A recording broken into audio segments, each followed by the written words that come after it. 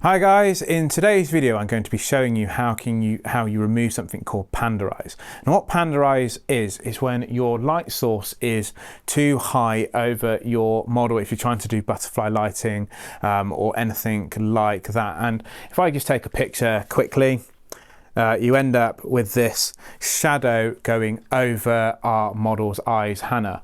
Now what's happened is because the light is so high and leaning over our model, the eyebrows create a shadow that goes over the eye, which is how we end up with this panda eye effect. Now the common mistake to try and fix this is to put a reflector underneath to then try and bounce light back. But if you are trying to do butterfly lighting or clamshell lighting or anything like that and you're getting this effect, what you are better off doing is moving your light slightly lower, like so, and moving your light further back.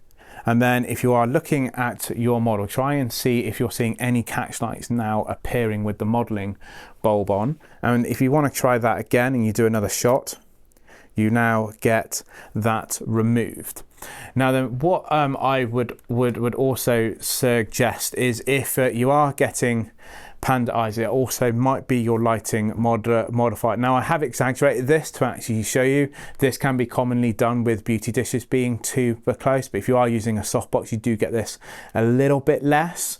But just make sure if you are having this problem, move your light source back. You may need to lower it as well, and then you can get some nice easy photos like this with that effect now removed. Now this is often a beginner's mistake, so please do not feel bad if you have actually achieved this, and I do hope this video has helped solve it. Thank you so much for watching, Hannah. Thank you so much for modeling for us. Please consider liking and subscribing, and I'll see you all in the next video.